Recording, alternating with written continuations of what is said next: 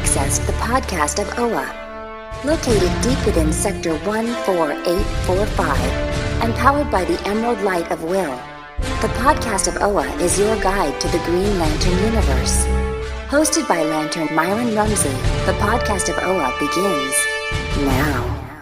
Hello, everyone, and thank you for joining us for episode number 144 of the podcast of OA. I'm your co-host, Myron Rumsey, and for this episode, I am flying solo. Our good buddy Phil Bova had something come up last minute and prevented him from joining us for a recording session, so you're stuck listening to just me talk for this episode. So I hope everybody's recovered from San Diego Comic-Con and all the exhaustive Green Lantern content that was there. You'll know my sarcasm because there was absolutely zilch when it came to Green Lantern coming out of San Diego this time around. Kind of disappointing, but not surprising. So for this episode, since we're not talking about a Green Lantern comic and Phil's not with me, we're going to be joined by Ian Harrington. And Ian has done a couple of fan productions in particular that are Green Lantern related that I've tried to call attention to in the past, and one of them being the Larfleeze Christmas Special motion comic, and most recently his audio drama, about an hour-long production of Green Lantern Ring of Victory, which focuses on a Rot Lop Fan. So in a couple minutes, we're going to be joined by Ian, and we're going to chat about Ring of Victory and talk about how he got involved with Green Lantern fandom, what brought him to the table, and a little bit about his projects and how he went about them, and kind of the time and creative input and energy it took to bring Ring of Victory to life. So I hope you'll stick around and join us for this really interesting conversation. So before we start talking to Ian, I'm going to play the trailer again for everyone. And obviously I'll have links to not only Ring of Victory in the show notes, but I'll also have a link to Ian's podcast. He has a show called Geeky Gentleman. So be back in just a moment and we'll have our conversation with Ian. In brightest day, in blackest night, no evil shall escape my sight. Let those who worship evil's might beware my power, Green Lantern's light. There are many tales in the Book of Oa, but have you ever heard one that's not about a Green Lantern? In loudest din. Captain to all hands, load the escape pods. This is a full evacuation. But sir, the gravity! The pods won't make it! Or hush profound. So, then we're doomed. My ears catch evil's slightest sound. Attention, Green Lanterns. You are harboring Grylar. Let those who toll out evil's knell. This is a crime punishable by extermination. Beware my power, the F-sharp bell! Green Lantern, Ring of Victory, a fan-made audio drama, premiering on YouTube, June 29th, 2019.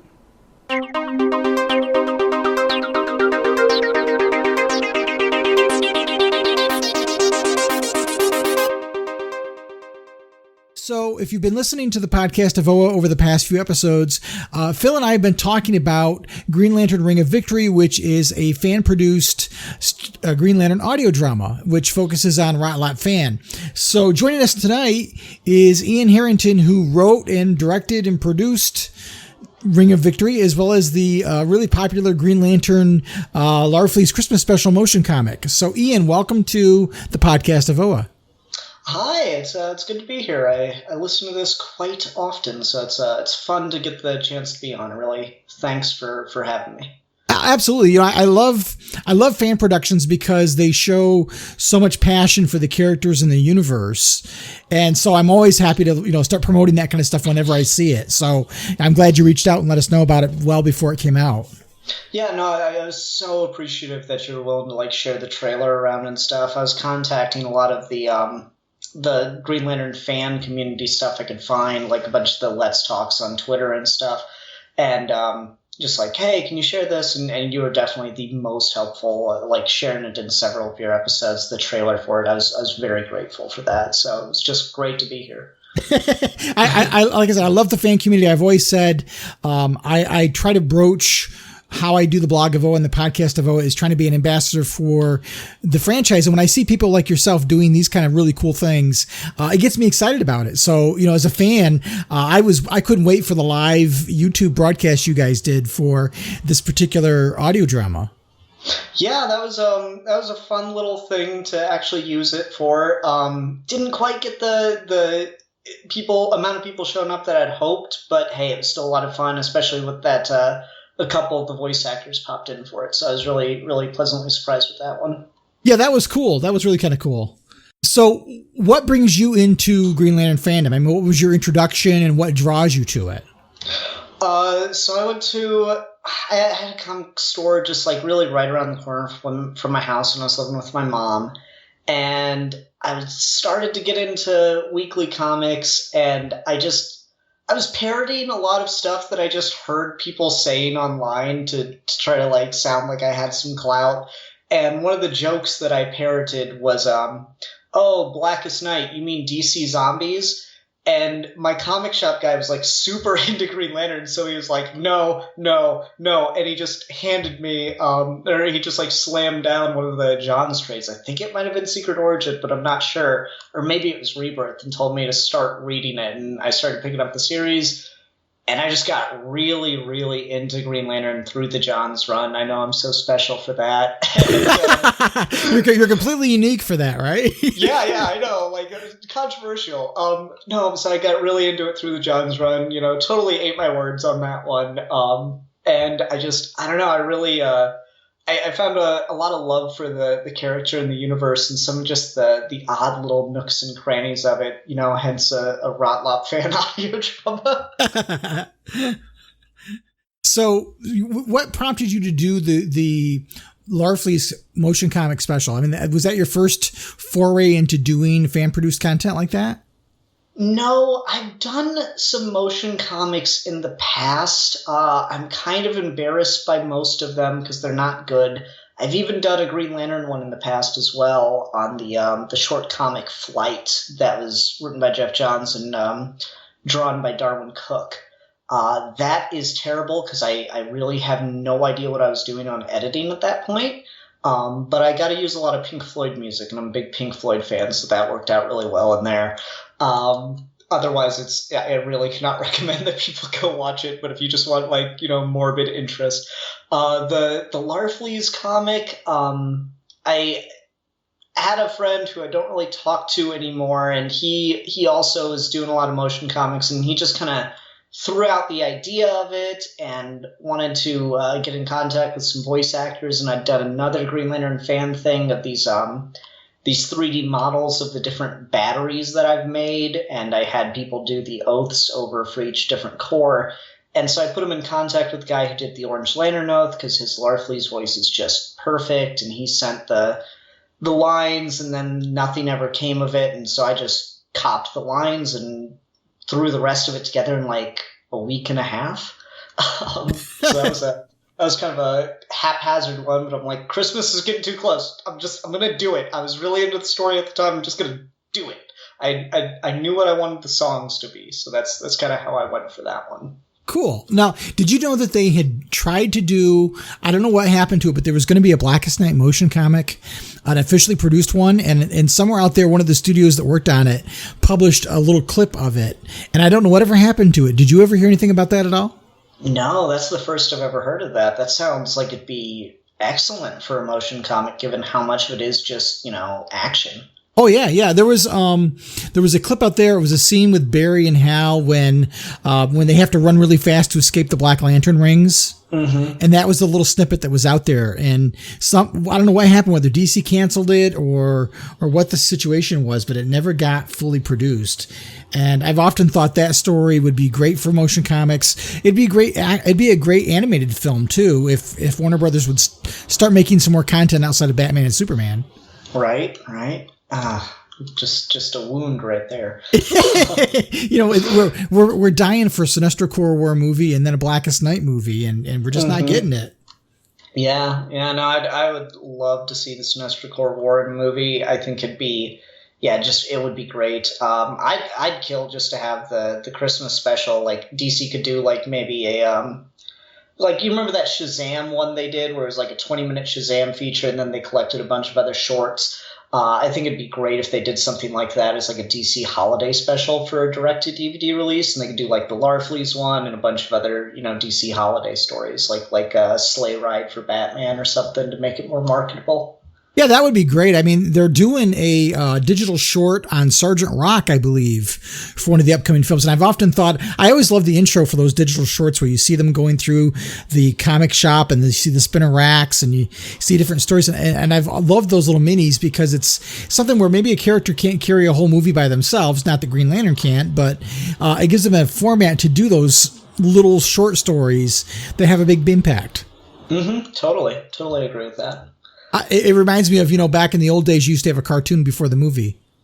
Yeah, exactly. Like, just it was such a good way for those shorts to get out there, and they do have some great content, and I love some of the casting they got. Like Thomas Jane for Jonah Hex was awesome. Oh yeah.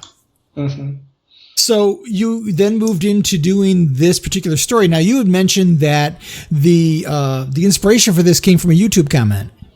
Yeah, so I do my own podcast. It's called Geeky Gentleman, and for a while I was trying to get some of my friends into Green Lantern through the Johns run, and I decided, I just wanted to talk about the 3 Alan Moore stories. The, Mogo Doesn't Socialize, In Blackest Night, which is the Rot Lop Fan story, and then, I can't remember even the name of it for the Prophecy of Blackest Night issue. And I'm doing that video, talking with my friend Bill, and someone leaves a comment on that video saying, "Oh, I'd really love for the blind Green Lantern to have a story of his own, or just like a one-shot or something." And I just kind of got talking with the person, like, no, you need more like an audio drama because it's really hard to visualize sound. And then I couldn't get that idea out of my head. And I just started all right. So I outlined an idea for a story. A lot of the beats just never really changed. And then on top of that, you're a fan and you've got I wish they'd do this, but then you understand that's not very marketable. One of my things is I really wish the Green Lantern Corps book just didn't have any human lanterns, that it was just an alien book. Yeah. And so that's definitely present here. Just a lot of stuff like that. I kept building onto it in my head, and I just all right, I'm going to write the script. I'm going to do it. And so, yeah, I kind of got the project rolling at that point. Yeah, I love the fact that you didn't focus really on any of the Earth Lanterns. You really focused on the core. And so you get a chance for us to see a spotlight for, obviously Rot Lop Fan, but Bzzd has a major role. Ismaat Cole has a good amount of airtime. And that I love that because it really brings in the sci-fi elements that so many of us are really attracted to. Totally. I love that stuff. It's just super fun. I had a friend helping me out just with I would send him drafts of some of the audio to see if he could pick some stuff up that I was missing. And he's like, "God, I'm not a Green Lantern fan, but if it was just this all the time where it's weird sci-fi aliens all hanging out, I'd totally be into it." So that was kind of a fun thing, and slowly, vicariously through me and through this project, he's kind of getting a little bit of a taste for it. I got him reading some stuff now, so that's fun. It's funny, back in the old days, pre Jeff Johns era, back in the 70s and 80s, they used to have a Tales of the Green Lantern Corps backup in the Green Lantern issues, and so you got a little bit of a spotlight on all these different characters every now and then, and that got so popular that it became a quarterly book, and every quarter you'd get stories about different Green Lantern characters and different members of the Corps that maybe would never get much more than a background shot in the main title. So it was neat to see those kind of things for characters to get a spotlight. And I really love that about this story because it really focuses just on those characters. Thanks. I really, really appreciate that because that is, again, just one of my things of I just want a book with all the aliens, all the weird aliens hanging out. I was a little sad I couldn't get more in here, but it's already an hour long, so... Well, there's always a sequel or, more. Yeah.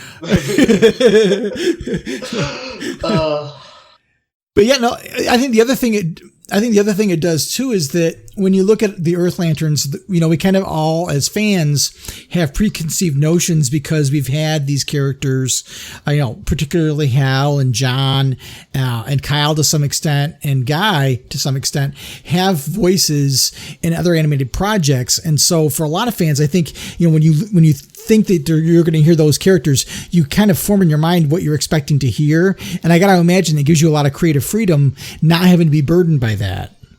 I mean, it's especially so because not even just the sound of the voice, but like the type of character that they are.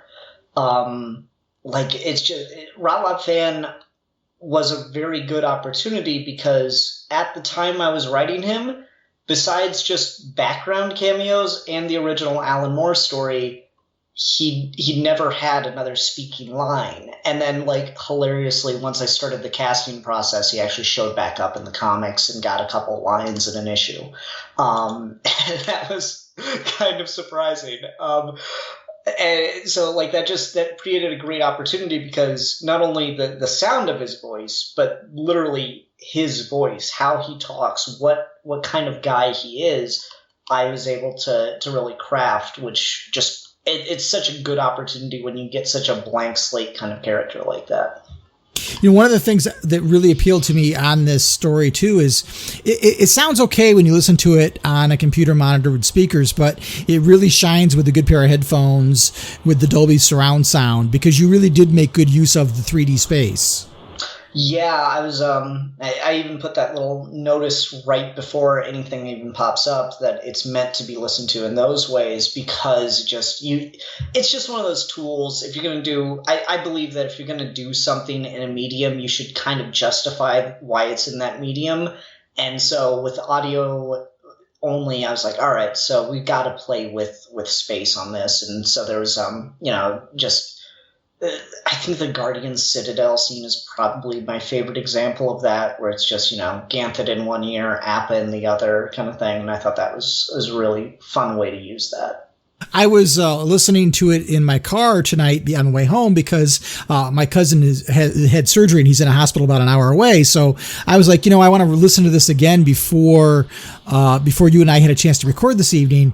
And I had downloaded the video and converted it to an MP3 so I could put it on mobile media and listen to it in my car. And it really did shine in the car speakers because during that scene in particular, I have to agree with you, it really did shine. The Guardians were coming out of different areas of my car. Just feel like you're like right there and they're all surrounding you, right? Yeah, that was definitely the intention. Now, if only you could do it with your eyes closed, but that would probably be dangerous. Yeah, maybe I'd have my wife drive and, or my wife will find me sitting in the car some night with the car running and my eyes closed, lean back, and she'll think something happened to me. So one of the other things that was really, to me, a strong point was you used that fantastic Fred Wiederman score of Green Lantern the Animated Series. Thank you. I really was super excited that I was able to find that. Initially, I'd wanted to use the score from Emerald Knights, but I could only find the main theme of that available online.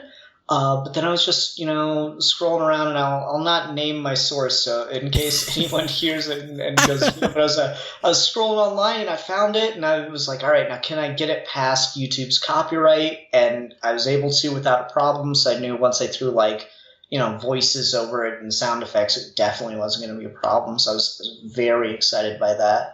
Did you have to make sure you only used a certain length of sound of the score without anybody talking over it for a certain length of time to try to avoid that, or? No, not at all. As a test, I created just like a secondary YouTube channel, and I uploaded just a video with the entire score playing with nothing over it to make sure that it wouldn't get a copyright strike. And when that didn't happen, I knew I wouldn't have to worry about it at all. Oh, that's great. Yeah, I was so excited by that one. It's funny because I got hit with that. Back when the animated series was airing, they were sending me the promotional clips. And the purpose of sending somebody the promotional clips is obviously so they can distribute them so people can see them, right? Mm-hmm. So I put them on my channel, and now I can't monetize because I have those clips in my channel. That's ridiculous. YouTube's so strange. We were talking about Skype before we started recording and how it gets worse with every update. I think the exact same thing with YouTube, but like tenfold. And it's not that I'm trying to monetize to make a living, but I mean, you can get a couple bucks from it, Right. Because I pay podcast hosting fees, and I pay to have the domain name and pay to have the site hosted. And I do that not because I want to make money. I'm doing it for my love for the characters, but it wouldn't be bad to have some of those costs covered. Yeah, definitely. 100% agree with you there. Like I said, I do my own podcast, and I've got a place where people can go download it if they want, but it's definitely not like something that's just going to doop on your phone. You're going to have to go do it. So, right. But hey, it's free, so what can you do? Right. You know, now for the voice talent, how do you find the voice talent? Do you just kind of go out and recruit people, or do you have a place that you go to find aspiring voice actors, or how do you go about that process? I've been doing a lot of these projects just off and on whenever kind of the fancy strikes me over the years. This is probably the most ambitious I've gotten. I used to go to voiceactorsalliance.com, but that site was really, really poorly run, and it ended up getting just like completely shut down and unusable. So for this, I did the majority of my casting off of castingcallclub.com. I posted like just a forum for people to audition, and at first I wasn't getting a ton of traffic on that, but I was just kind of – what's neat about that site is it has people's voice acting roles. So I was like, all right, I need guardians, which means I need people who can sound old, and you can kind of search by like age range of voices that people are capable of. And so I was like, I reached out to a couple people who had an old man or an old woman voice in their reel. And I was just like, hey, would you be interested in auditioning for this? I really want to see if I can get, more people involved in this thing and not have to do any voices myself.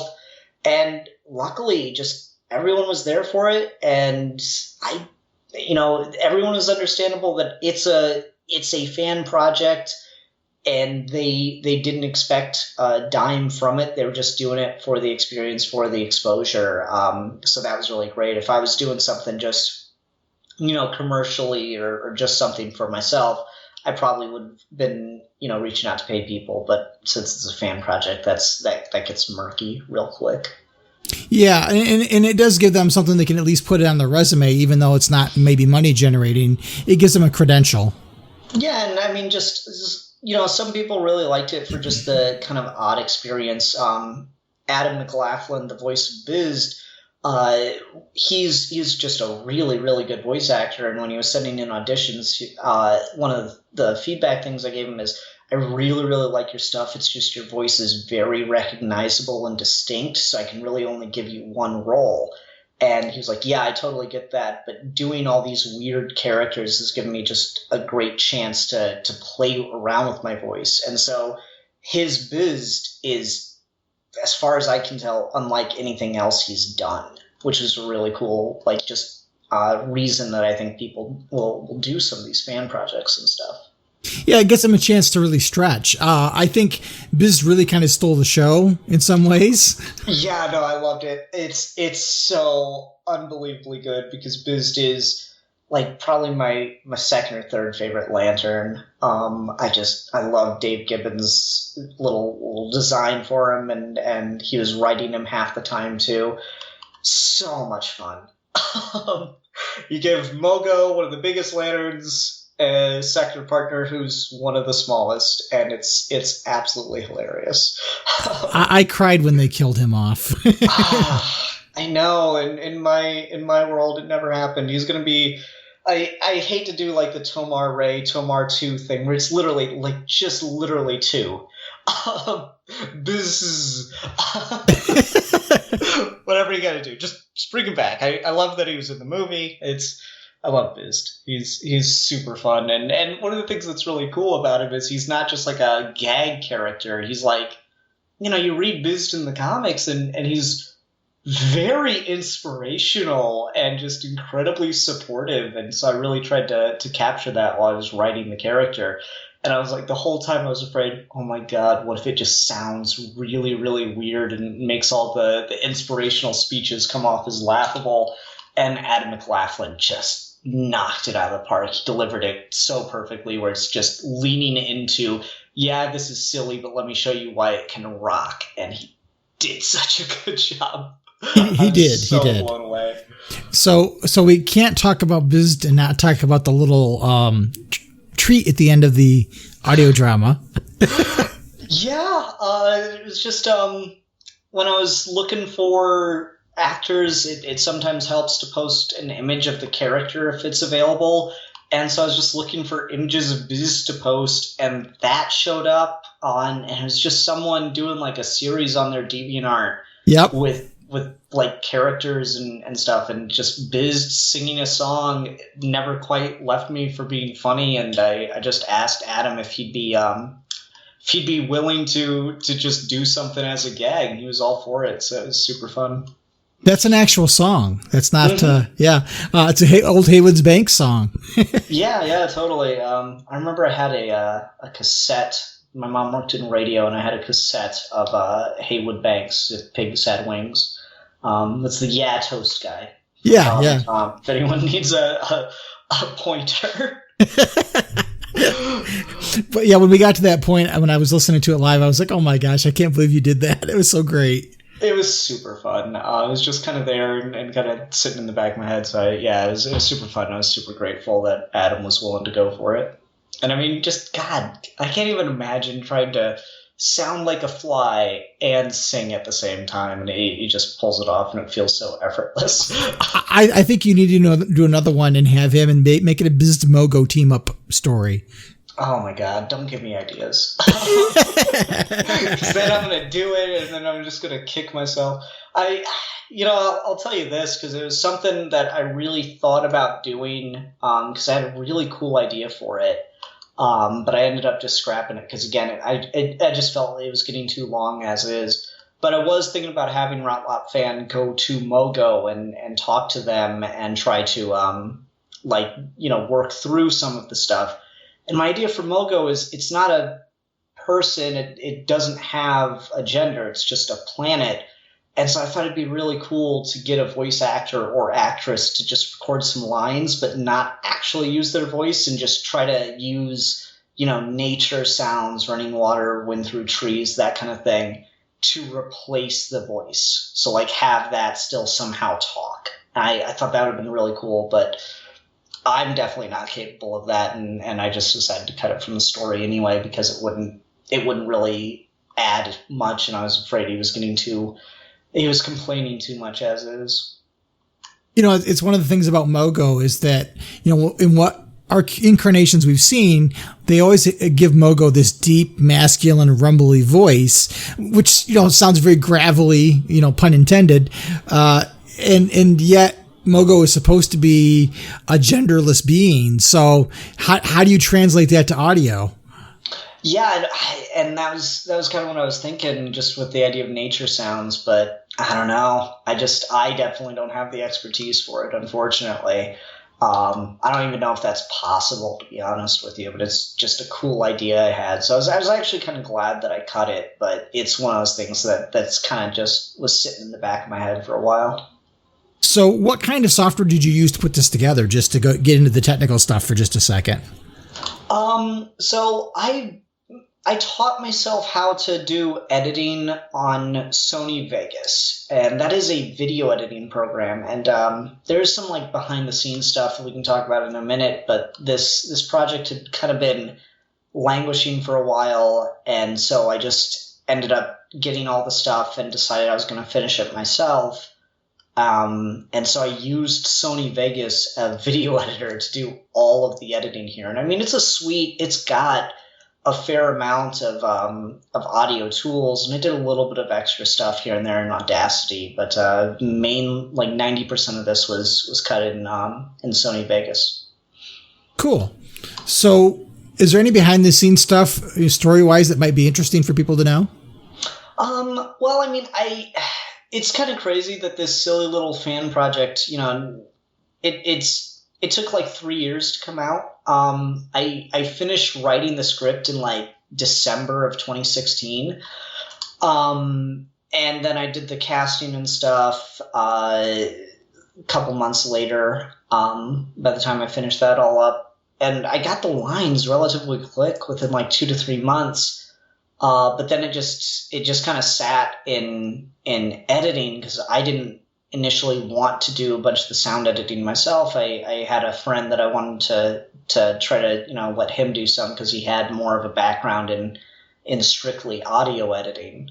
And we were working on it for a while. Like 90% of Act 1 is all stuff that he edited, and that's the rescue of the ship.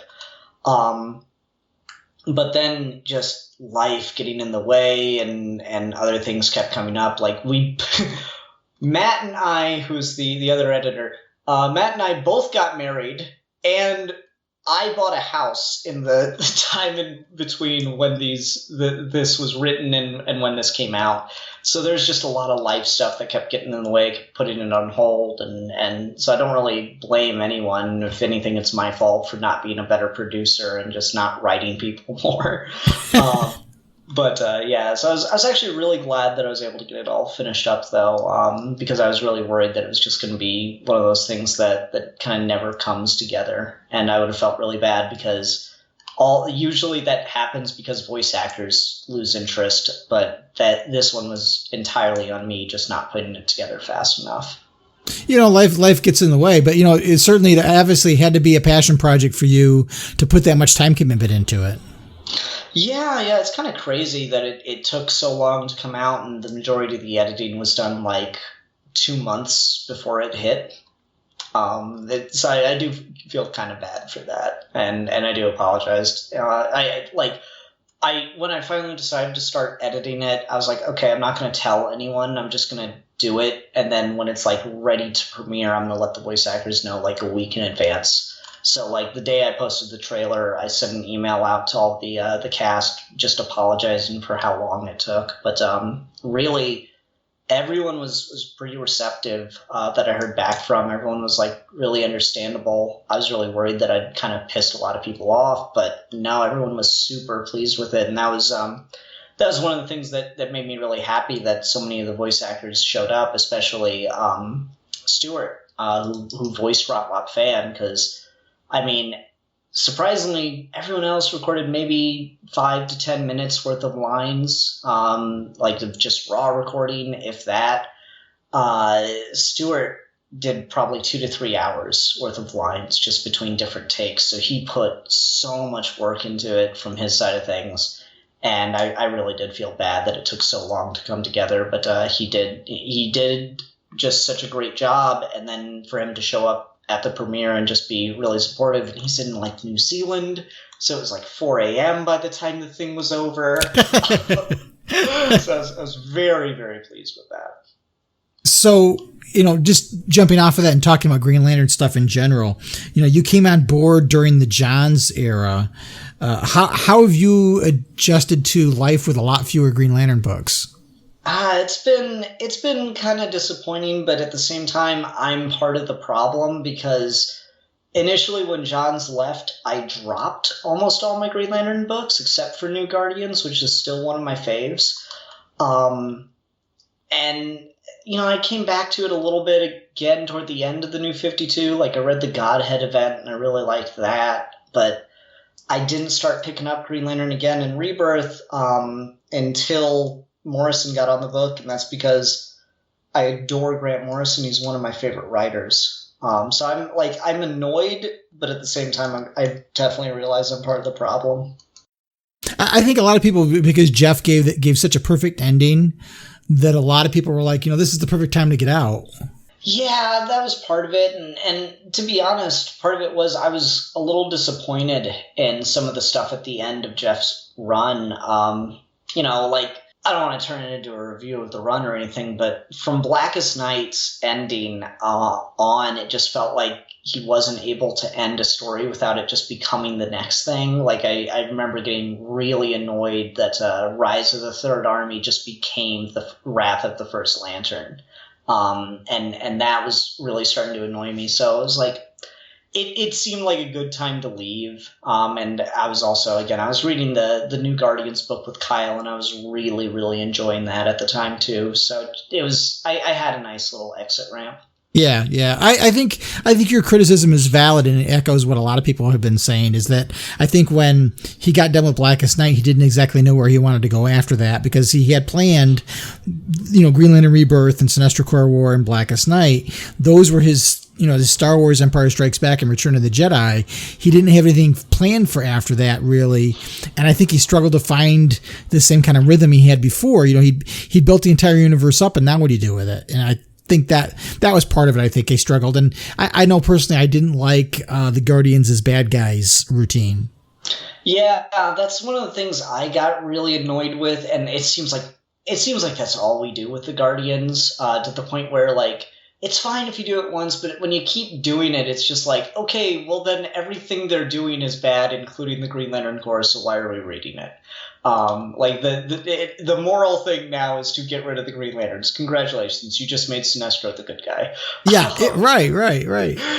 So that was one thing I was, again, my little, like, fan complainy things is, all right, now I have a chance to do the Guardians, maybe make them a little harsh or whatever, but to not make them the bad guys, to in fact give them the chance to do something and to be inspiring in the story, which was something I was just one of those little fan thingies. Like, once it's my toys, now I can do what I want with them, and that was just a fun little thing to be able to do.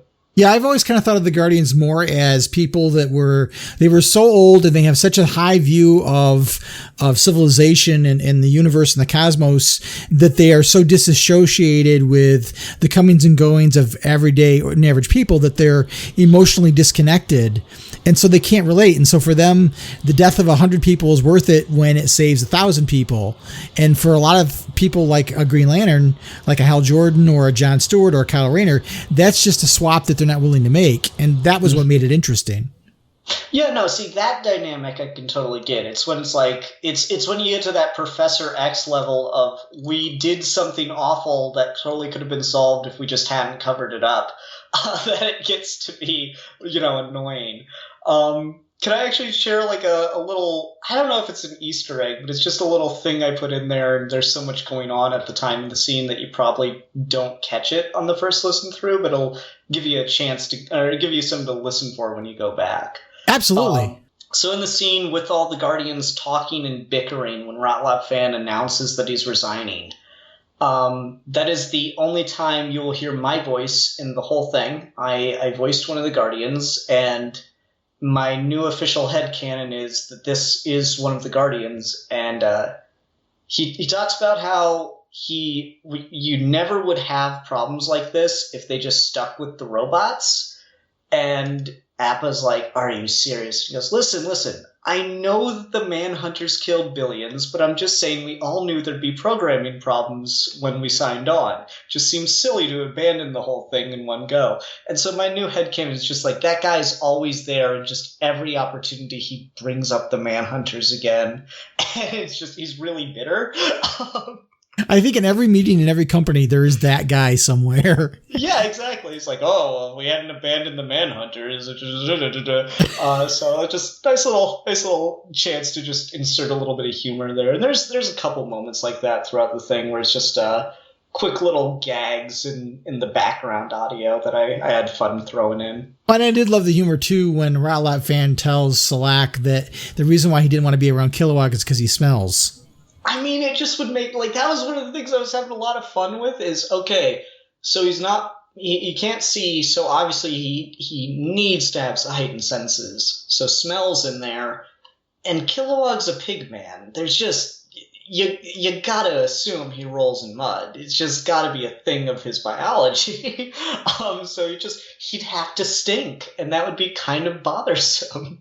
Well, yeah, because you gotta imagine, if his physiology is like what we talk about humanity, where, when you lose one sense, the other senses get heightened.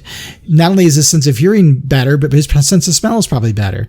Mm-hmm. And like, so I got to include that, and in the end, or in the third act, when Kilowog shows up, the way Rot Lop Fan identifies him before he even talks is he just starts smelling in the air. It's nice, and again, Stuart Anderson just did such a good job on the delivery of that. He's like, it's nice and subtle. It's not like a or something. Nice, quick, subtle little sniff, and it tells you everything you need to know. But I think that's one of the things I liked about this is that it holds up under repeated listens, because you find those little details that maybe you don't catch the first time around. Oh, thank you so much. I'm really, really glad that came through. I was worried that the novelty was going to wear off after a while. No, I don't think so. I think it does hold up. I've listened to it about 3 or 4 times now. Cool. I've listened to it about 25. Now I know how I get, because I don't like to listen to myself talk, and I get, like, when I'm editing stuff, by the time I'm done, I'm like, okay, this episode's done. I can publish it and I never have to listen to it again. Do you get like that when you're working on a project? Oh, yeah, totally. Why do you think I didn't want to do voice acting in it? I don't think I'm a very good voice actor. Funny, I just did some voice acting for a friend's project like an hour ago. But that was like 3 lines, and I got to do a bunch of effects over it, so it doesn't even sound like me anymore. But yeah, I don't like listening to myself act. Not so much the sound of my voice. I get a little bit narcissistic, and I'll like listen back to my podcast episodes after they're published, though. Because I don't know, I'm just that type. So, before we wrap up, is there anything you want to share about the production, or anything you've got in the pipeline that you want to share? Not a ton left to say about this. I was really happy with how it came out. I wish it gotten a little more views, but I think it's going to be one of those things that just kind of gains steam over time. I've kind of unofficially crowned myself the best Green Lantern fan producer between this, the Larfleeze comic, my battery passes with 3D animation and stuff. But I don't think much of my stuff is like really outstanding or good, so I'd really like to lose that crown. And, part of the reason I made this was because there aren't very many good Green Lantern fan films or fan productions out there. There's a lot of good fan art, but not so much on the films and stuff, which was, kind of half the reason to do it as an audio drama too, because, I can do constructs and I don't have to visualize them. I just have to get a good sound. So like I'd really like to see the rest of the Green Lantern fan community really come together. I'll promote the hell out of it. Again, I've mentioned my podcast a couple times. One of the things I do on that show, we do 3 episodes a week. One of those episodes is a review of fan films or other fan projects. We've talked about fan comics and stuff too. I love talking fan projects, and it's part of what made me want to get back into doing them again. Just really, I'd love to see some more Green Lantern fan work out there, because DC's probably not going to give it to us anytime soon. Other than that, I've been helping my friend on Twitter, he's known as Geek for Fun, work on this Dragon Ball What If scenario where Goku goes to DC, and I'm making him throw some Green Lantern lore into that. So get excited if you want to go check that out, though that's got like 70,000 views. I don't think he needs my help promoting it. He's probably getting more of the Dragon Ball Z support, though, than he's getting the DC support, probably. That comment section is just a nightmare of Superman lifted a book of infinite pages, and it just goes on for days. Did you see the comments on the versus battles with Ben 10 versus Hal? Oh my god, I couldn't even bother. I watched the video, and like 5 minutes later there are all these rebuttals and proven wrong. I'm like, guys, you just no. I can't with the Let's Fight community. Oh god, it gets so ridiculous. Let's take a metaphor and interpret it 100% factually. Superman lifted a book of infinite pages, which means his strength is infinite, or it's a metaphor. It's a storytelling device. One of those two. Yeah, that crap can get so ridiculous. But at the same time, seeing Hal Jordan cut off a child's arm was a special moment. Yeah, that was kind of interesting. Right. All right. Well, thank you so much for joining us, Ian. I appreciate it. And we'll obviously have links to your podcast and to the video where people can go and listen to Ring of Victory in our show notes. Totally. And just one last thing to mention.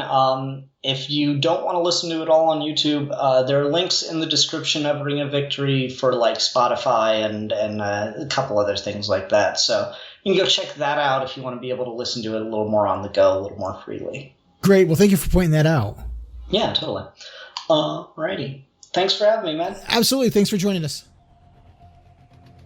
To tell you the story of Green Lantern is to tell you the story of the birth of a universe, the origins of DC as a whole. It's a magic emerald meteor from space in the 1940s. It's the establishment of the JSA. It's the birth of the Silver Age. It's the introduction of a universal police force. It's the formation of the JLA. It's the emergence of the multiverse. It's a crisis in both space and time. It's an emerald dawn. And it's an emerald twilight. It's the brightest day. And the blackest night. And the Lantern cast covers all of this and everything in between. We're Green Lantern's greatest advocates and fiercest critics. We've been fans for years, and it's the reason we're self-proclaimed Lanternologists. So find us on iTunes and Stitcher and give us a listen, because the history of Green Lantern really is the history of the DC Universe, and we've got the interviews, commentaries, reviews, and more to back it up.